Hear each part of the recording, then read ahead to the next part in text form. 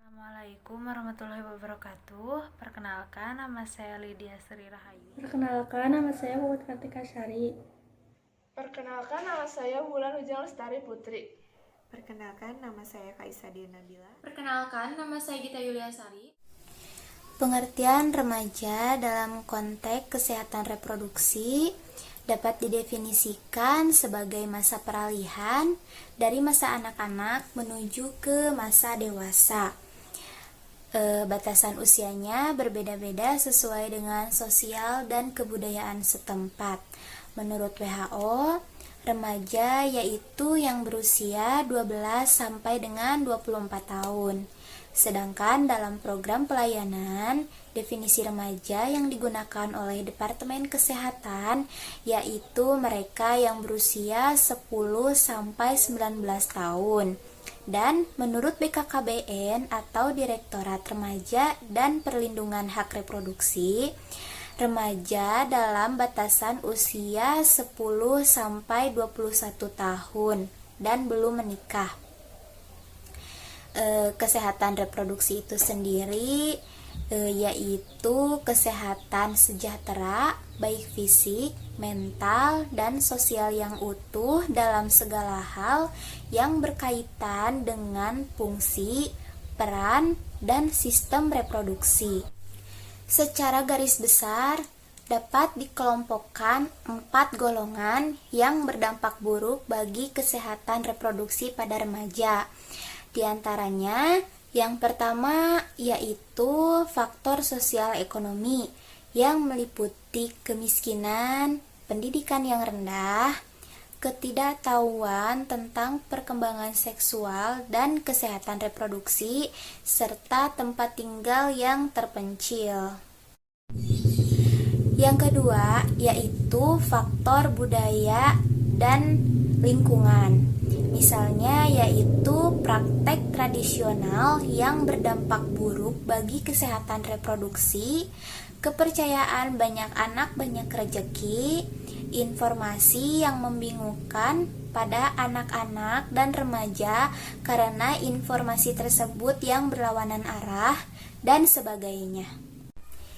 Yang ketiga yaitu faktor psikologis atau dampak keretakan orang tua pada remaja, depresi, ketidakseimbangan hormonal, rasa tidak berharga pada wanita dan pria yang membeli kebebasannya dengan materi, dan sebagainya.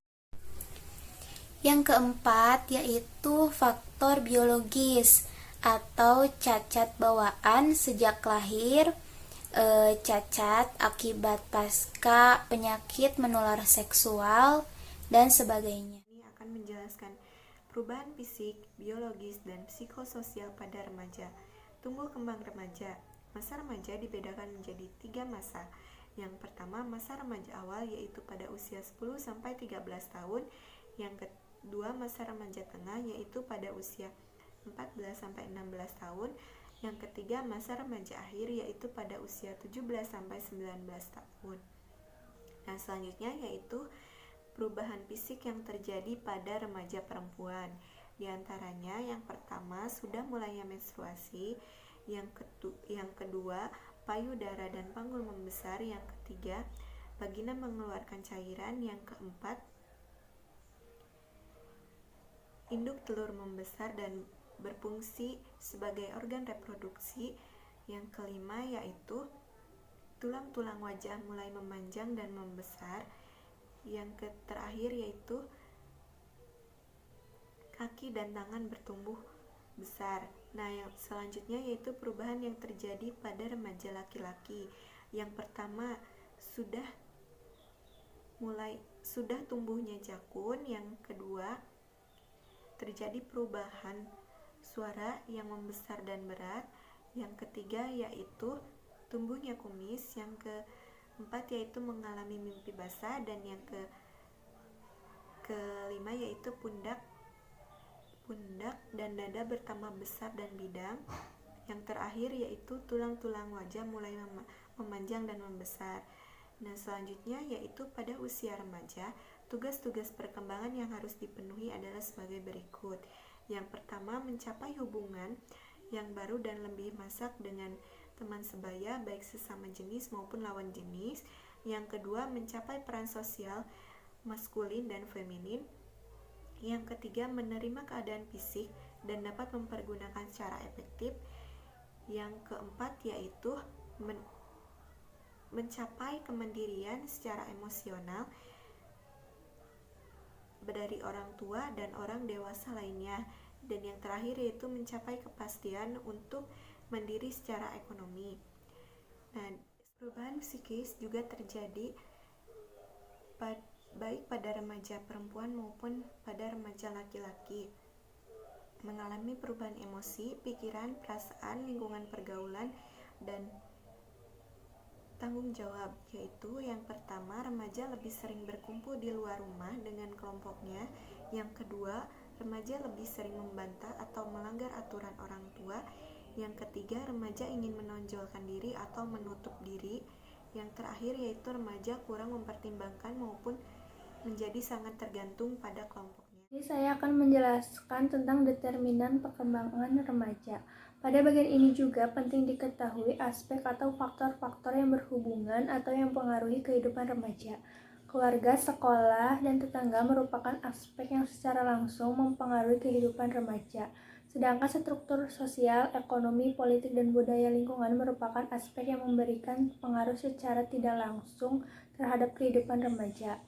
Secara garis besarnya, ada dua tekanan pokok yang berhubungan dengan kehidupan remaja, yaitu internal pressure, tekanan dari dalam diri remaja, dan external pressure, tekanan dari luar diri remaja.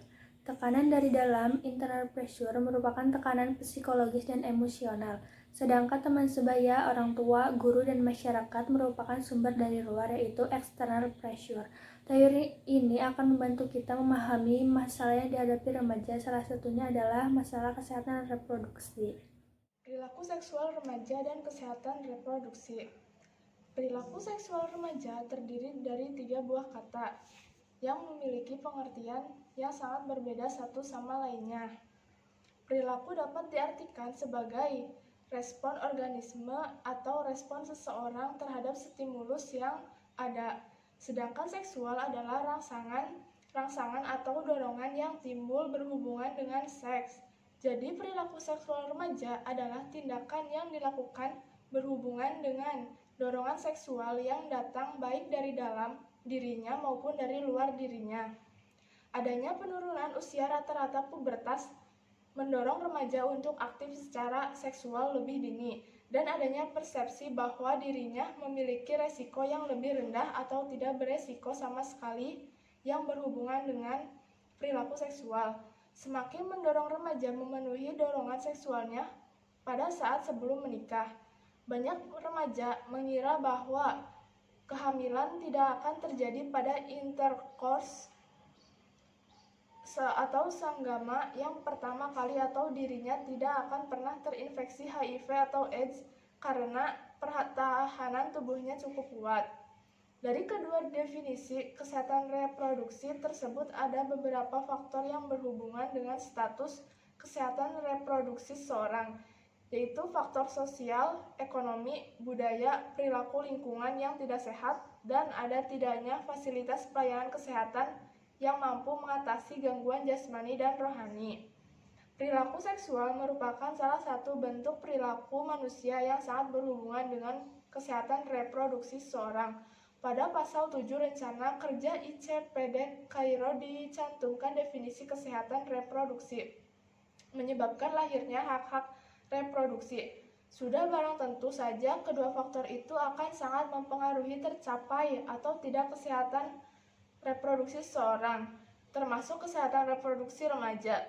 Akan menjelaskan tentang bagian E, risiko perilaku seksual beresiko remaja saat ini. Nah, di Indonesia sendiri terdapat beberapa fenomena perilaku seksual remaja pernikah. Berikut adalah beberapa penilaian kuantitatif dan kualitatifnya. Yang pertama, penyakit menular seksual VMS yang di dalamnya termasuk HIV atau AIDS.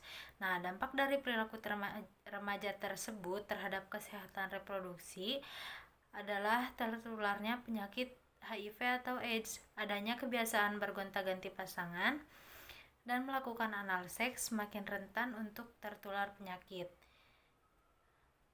termasuk penyakit kelamin. Dari data yang ada, kasus HIV/AIDS sebanyak 53,0% berusia kisaran 15-29 tahun. Yang kedua adalah faktor psikologis.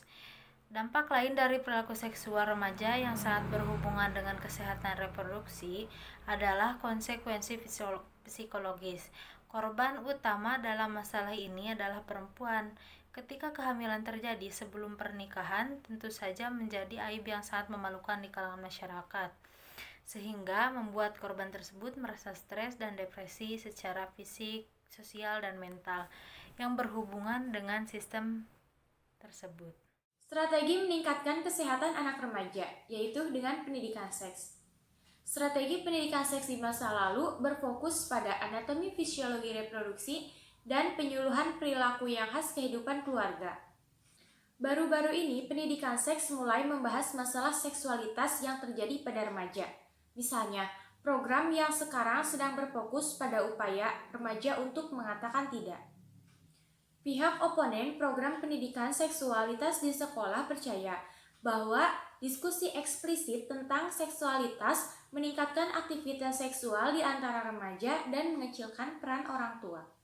Pihak pendukung mengatakan tidak adanya diskusi semacam itu dari orang tua dan kegagalan mereka dalam memberi anak-anak mereka pengetahuan secara nyata untuk menghambat upaya mencegah terjadinya kehamilan pada remaja.